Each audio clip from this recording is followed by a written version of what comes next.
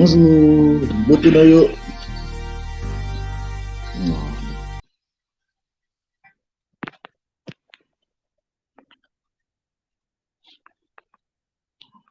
L'origine de la franc-maçonnerie.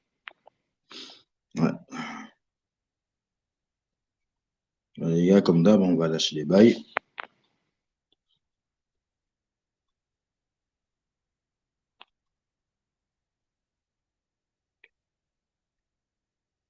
Allez. Alors, l'origine de la franc-maçonnerie. C'était Hiram Abif, la figure la plus remarquable de la franc-maçonnerie. Quiconque a étudié l'histoire de la franc-maçonnerie a sûrement rencontré le nom d'Hiram Abif. Mais qui était Hiram Abif? Hiram Abif est considéré par beaucoup comme le premier franc-maçon de l'histoire qui a initialement inspiré l'organisation secrète. Donc, en gros, le mec, il a l'origine de la franc-maçonnerie. C'est pas Albert Park qu'il est le plus grand franc-maçon, mais celui qui a créé la franc-maçonnerie, à l'origine même, c'est Hiram Abif. Et c'est celui-là qui est au milieu, là, vous voyez l'image, là, celui-là qui est au milieu en rouge, là.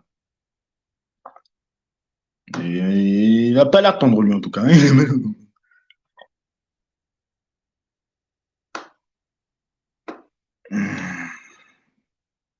Hiram Abif et la franc-maçonnerie. De nombreux francs-maçons et historiens affirment qu'Hiram Abif était l'architecte en chef employé par le roi Salomon pour construire son temple à Jérusalem.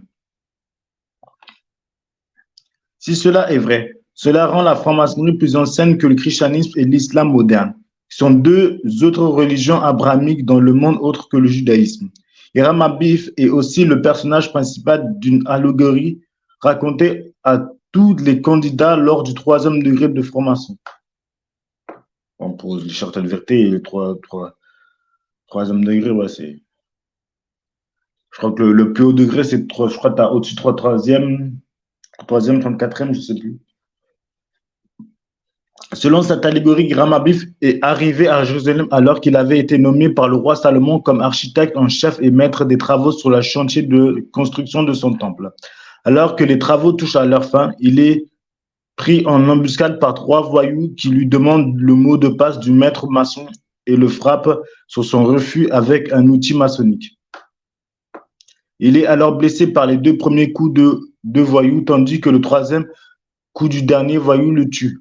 Ces voyous enterrent son corps sous un brin d'acacia. Le lendemain matin, l'absence du maître maçon est immédiatement constatée.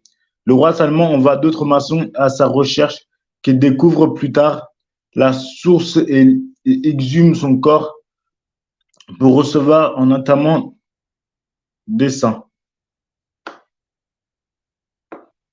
Lors de son enterrement, le roi Salomon remarque que le mot de passe du maître maçon est perdu à jamais.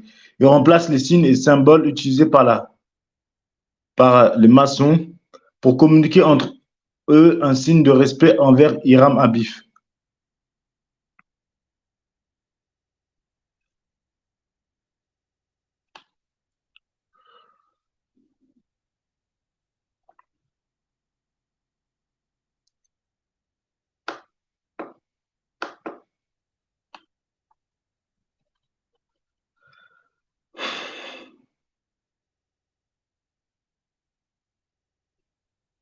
« 32 symboles maçonniques et ce qu'ils signifient. Comme l'a dit un jour Samuel Imig, le premier grand surveillant principal de la Grande Loge unie d'Angleterre. La franc-maçonnerie est un système de morale voilé d'allégories et illustré par des symboles. Ouais, c'est un truc satanique, quoi. C'est ce qu'ils disent pas.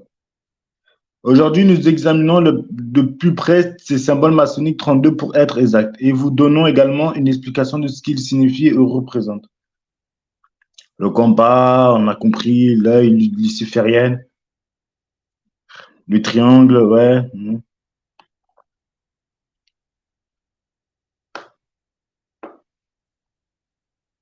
L'acacia. Dans les écritures hébraïques, l'acacia est un bois sacré connu sous le nom de chita. Dans l'Ancien Testament, il était sévèrement utilisé pour fabriquer des meubles sacrés. L'Arche d'Alliance et le tabernacle étaient un acacia. En franc-maçonnerie, c'est le symbole de l'immortalité de l'âme. Ce feuillage persistant est un emblème de notre foi en immortalité de l'âme. Cela nous rappelle que nous avons en nous une partie d'immortel qui survivra à la tombe de qui ne mourra jamais, jamais, jamais. Ok, d'accord. Mais ils disent pas comment elle est, cette immortalité. Cette déclaration est utilisée lors des rites funéraires maçonniques. Sa signification découle de la nature persistante et durable de l'arbre. L'immortalité de l'âme est en effet indémontrable. Par conséquent, les maçons doivent le prendre par la foi. Le brin d'acassa est également un symbole d'innocence et de pureté dans la franc-maçonnerie. En grec, l'arbre signifie la qualité morale de l'innocence de la vie. Dans sa théorie et la christianisation de la maçonnerie, Hutchison explique l'interprétation comme suit. Nous, maçons, décrivant l'état déplorable de la religion sous la loi juive, parlant un chiffre akakia étant le mot grec pour innocence ou être libre du péché, ce qui implique que les péchés et la corruption de l'ancienne loi et les fidèles de l'autre juif. Alors, ne savent pas casser à chercher sur l'image. Il est un outre interprété comme un symbole d'initiation. Il est incorporé dans les cérémonies d'initiation à l'artisanat pour représenter le symbole de la résurrection du vie au futur. Ouais. La résurrection entre guillemets, hein, ça ne vous dit pas. Hein. L'œil qui voit tout, ou plutôt l'œil luciférienne. Ouais. Il est également connu sous le nom d'œil de la providence, ou l'œil d'œil maçonnique. Ou son vrai nom, c'est plutôt l'œil luciférienne. Dans la franc-maçonnerie, l'œil qui voit tout est symbole utilisé pour le rappeler aux membres que le grand architecte de l'univers, Dieu, ou plutôt Lucifer, observe tous les actes, actions et pensées humaines. Le symbole est apparu pour la première fois sous forme d'icône maçonnique en 1797 dans la publication de Freemason Monitor ou Illustration of Masonic de Thomas Swinburne. Équerre et compas. L'équerre et compas sont des symboles de la franc-maçonnerie les plus reconnus. Son origine remonte au Moyen-Âge grâce à l'île des tailleurs de pierre.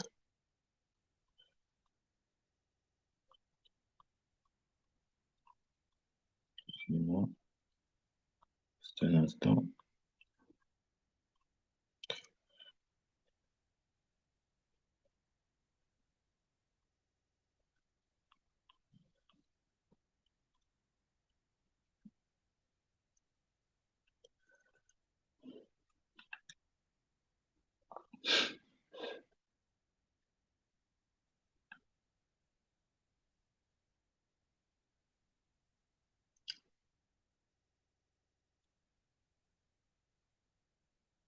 Bon, j'ai pas eu les images, mais attendez. Je vais mettre les images quand même.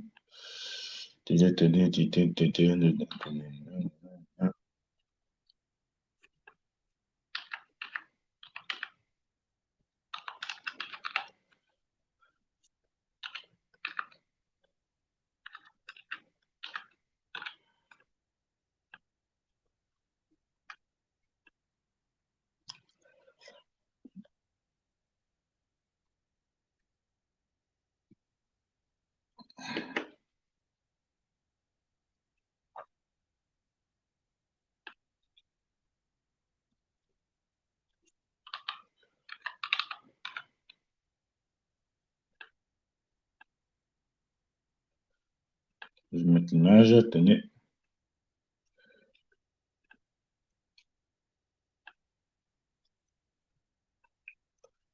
En tout cas, je dis c'est des symboles sataniques. C'est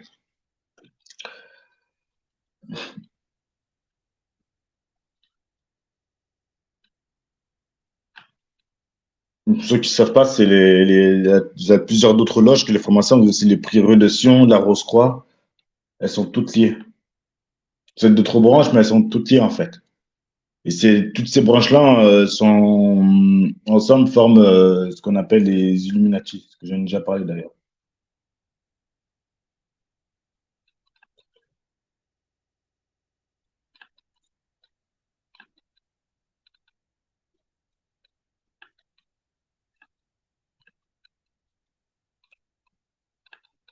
C'est quoi cet ordi que j'ai là? Voilà. Il faut que je change d'ordi. Putain.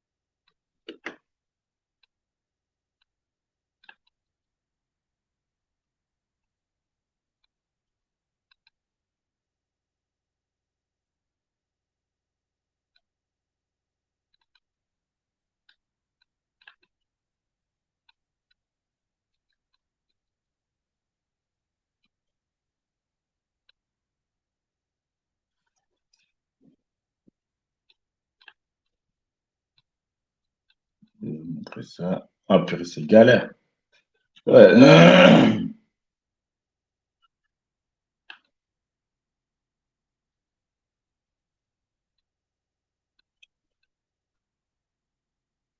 Allez, ah, purée, ça arrive. Il y a du temps, hein. Ah ouais, si ça pas du mal, c'est pas marrant.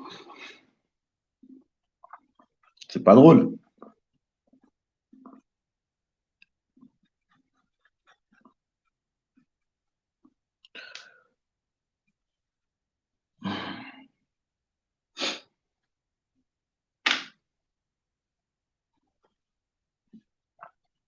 Désolé, mais des fois, c'est les aléas, ou je sais pas comment on dit, du direct. Les aléas du direct, voilà.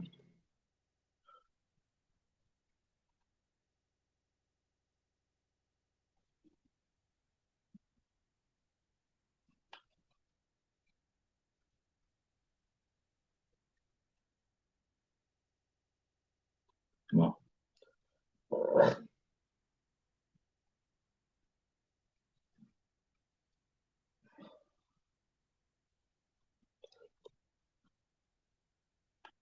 bon, je vais mettre l'autre image au pire. Je vais mettre celle-là. Voilà. Bon, vous avez le. Voilà. Là, vous avez tout.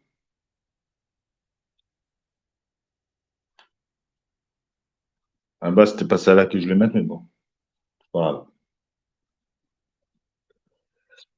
Vous avez l'œil au milieu, vous avez le compas et l'équerre, vous avez l'acacia ou le fait d'acacia autour là. Et les G, c'est en fait le G représente la septième lettre de l'alphabet. Pourquoi le G? Ben, parce que G représente la septième. Et 7, c'est un chiffre très important dans l'information.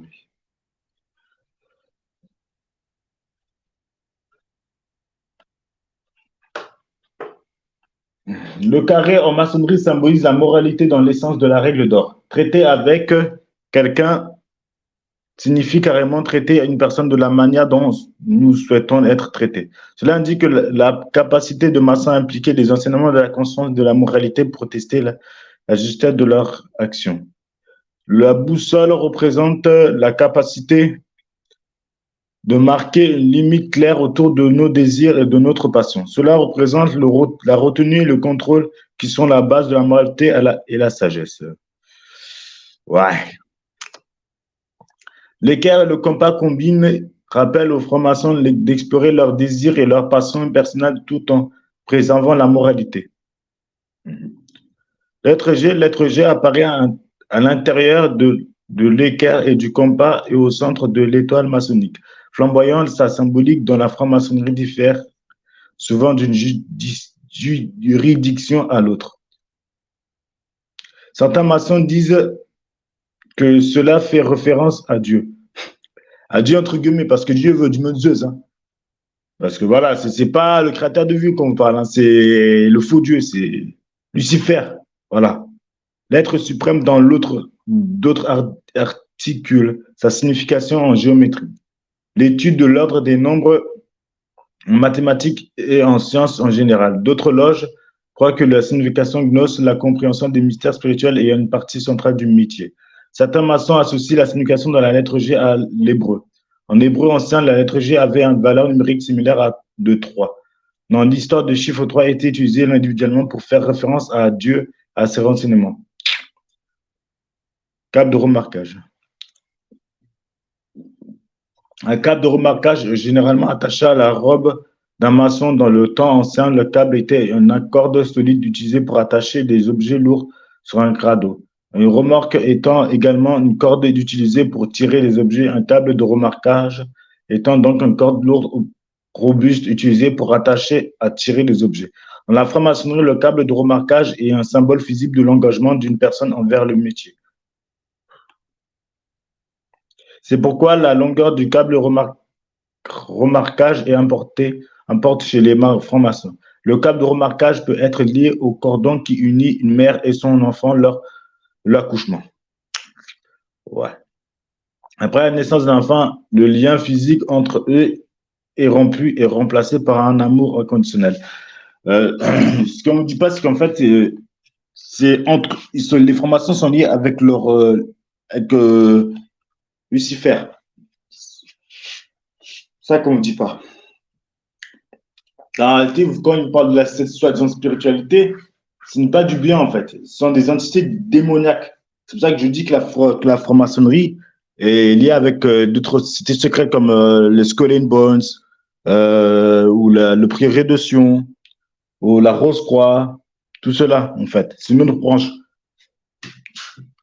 Ou le Bohemian Club, ce que je vous en ai déjà parlé en fait. C'est d'autres branches en fait.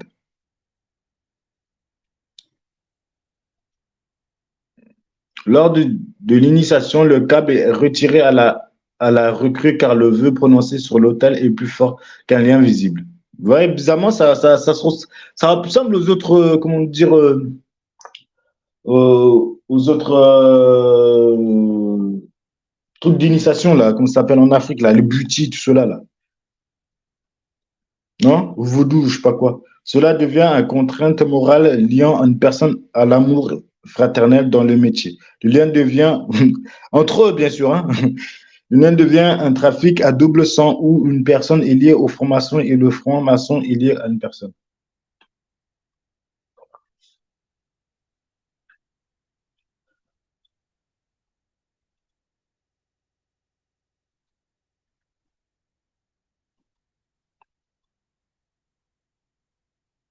Bah, de toute façon, les francs-maçons sont les initiés. Regardez plutôt, comment ça s'appelle, le truc d'André de Sèvres, là, sur ma chaîne. Occultisme planétaire, vous allez comprendre. C'est exactement ça la formation. On dit que l'étoile maçonnique flamboyante représente le sommet du parcours maçonnique d'une personne. Sa symbolique dans l'artisanat plus d'une signification. Première, l'étoile maçonnique flamboyante représente Dieu, Lucifer, l'être le plus élevé qui nous éclaire la lumière.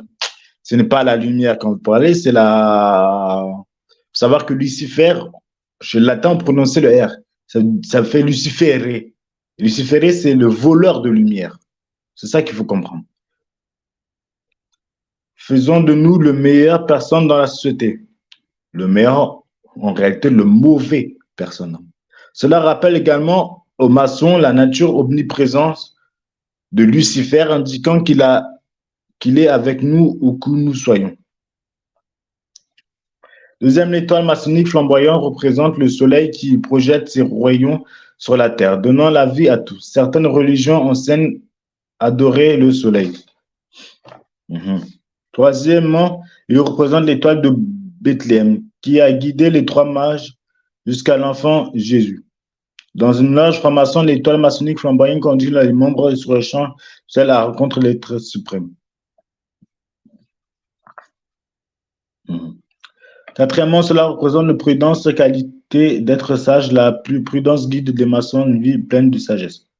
Ouais, moi je suis là, ouais, moi je suis Gasper, tu vois, le fantôme. Ce sont les plus grands, ce sont des sataniques en vrai. Voilà. Bon, pour les chercheurs de vérité, ils savent de quoi je parle. Hein. Pour tous les autres là, faites des recherches. Sinon, regardez André de Sèvres au cultisme planétaire, vous allez comprendre. C'est pour ça que moi, ce que je lis là, je sais qu'il y a des choses qui vous cachent et qui transforment dans l'autre sens.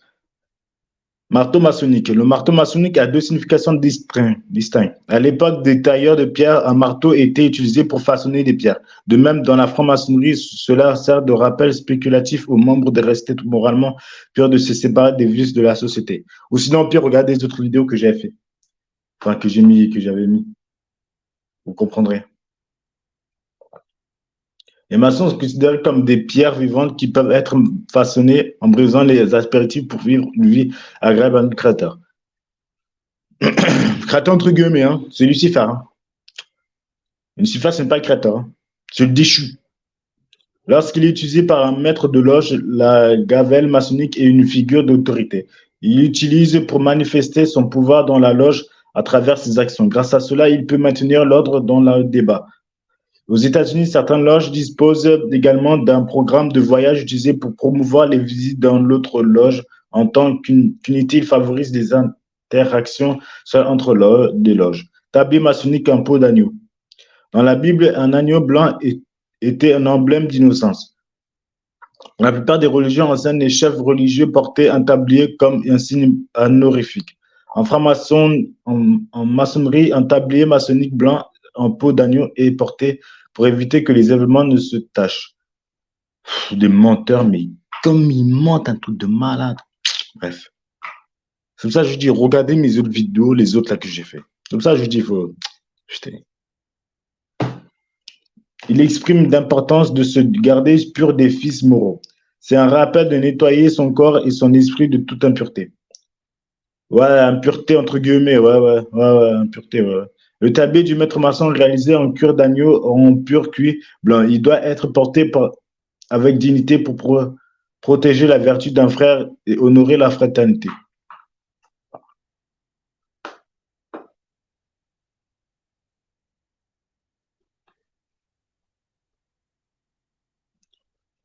Ouais, t'en fous là, encore tout ça à lire, wesh.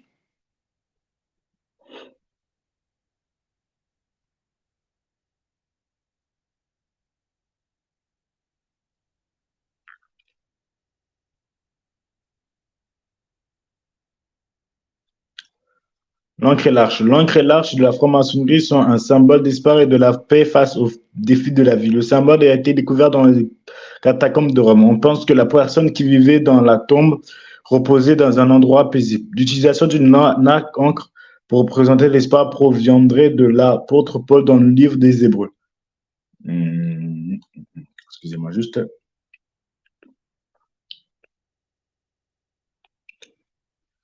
Attention.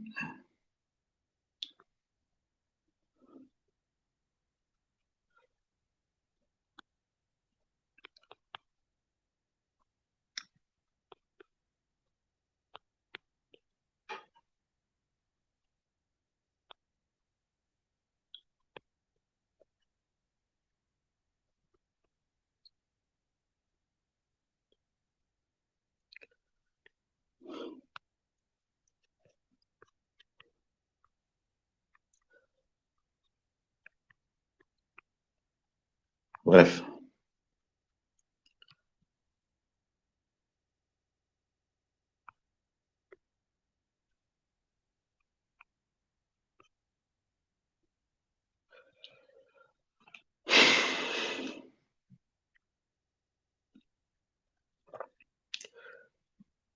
Je ne te reposer dans un endroit paisible. L'utilisation d'une encre pour représenter l'espoir proviendrait de l'apôtre Paul dans le livre des Hébreux.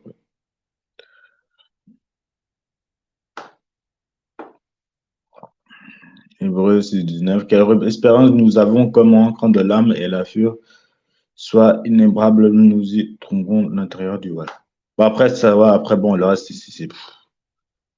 il parle des Égyptiens, l'Arche d'Alliance. Dans la Bible, l'Arche d'Alliance a été construite par Moïse sur un ordre de Dieu. Il était fait de bois de chittim acacia, avec 4 anneaux d'or attachés aux 4 coins et 2 chérubins d'or étaient assis sur le dessus.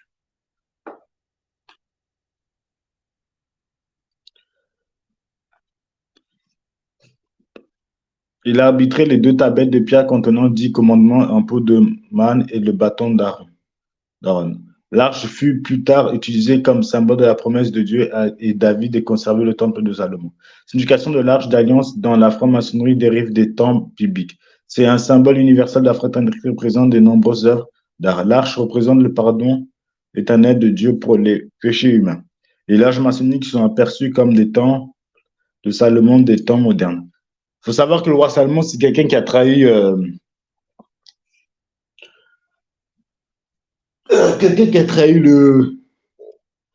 créateur. Parce il a pris des femmes édomites. Alors que,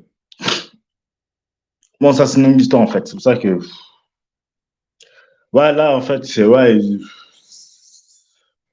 bon Dieu, objet, mais ça, c'est pas vraiment, voilà.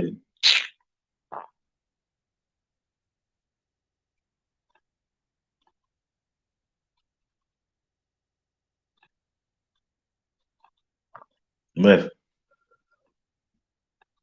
on va mieux continuer le truc avec Hiram, là.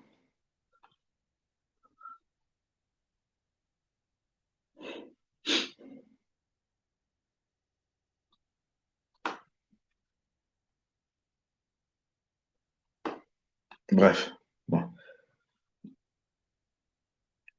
Avec Hiram Abif, il a certaine crédibilité dans cette histoire et nous devons étudier la Bible hébraïque ou l'Ancien Testament pour deviner qui était Hiram Abif. Ici fut le premier formation comme le prétendent beaucoup si, ou si cette histoire n'est qu'un mythe diffusé par ceux qui veulent donner la franc-maçonnerie une crédibilité biblique difficile à réfuter.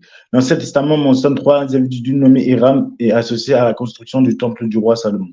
Dans cet article, nous discuterons en détail de chacun de ces personnes et verrons par nous-mêmes qui était Hiram Abif, s'il était réellement associé à la franc-maçonnerie ou non. Le premier individu nommé Hiram qui fut directement impliqué dans la construction du temple du roi Salomon fut Hiram Ier, qui était le roi de Tyr, la ville moderne de Tyr au Liban.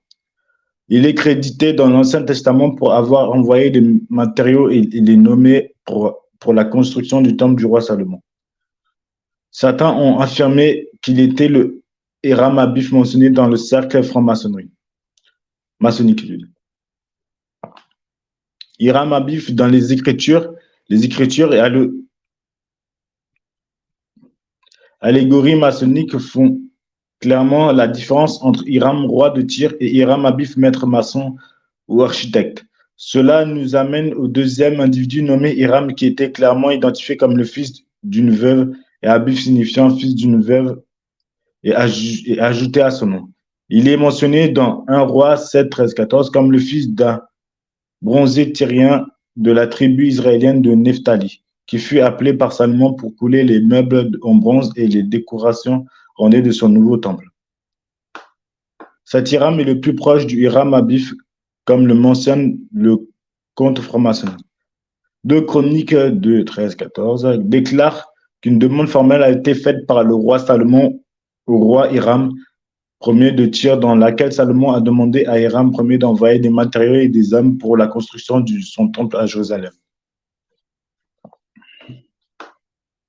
On sait que le roi Hiram a répondu par les mots suivants.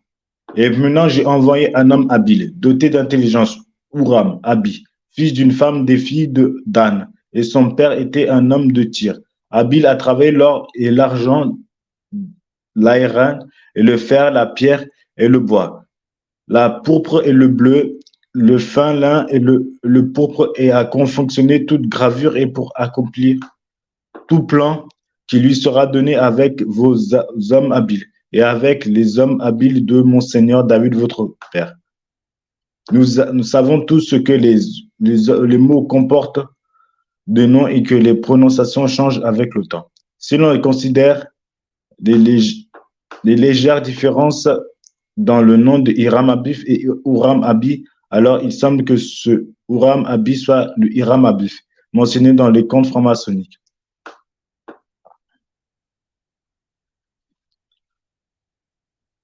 Si vous croyez qu'une religion abrahamique, vous ne pouvez certainement pas nier le fait que le roi Salomon, son temple et l'Ancien Testament sont vrais et qu'il ne fait aucun doute que Hiram Abif a existé. Maintenant que nous avons établi qu'Hiram Abif a existé et qu'il était un maçon ou un architecte connu pour avoir été impliqué dans la construction du temple du roi Salomon, au moins cette moitié du récit maçonnique le concerne devient vrai. Ce qui ne peut pas être prouvé avec certitude, c'est qu'il était un franc-maçon, car la franc-maçonnerie de sa forme actuelle ne remonte qu'à l'époque médiévale. Il a eu des références et d'autres ordres maçonniques qui existaient en Terre Sainte et qui étaient également impliqués dans la construction d'autres structures religieuses.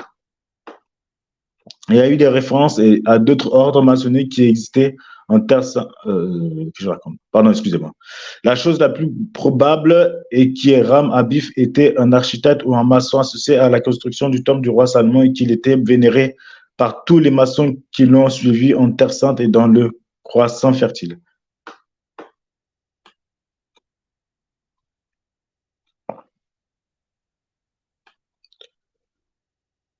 Alors peut-être qu'il était un modèle pour d'autres maçons des âges ultérieurs et la franc-maçon commença à vénérer comme l'un des leurs. Comme mentionné ci-dessous, nous pouvons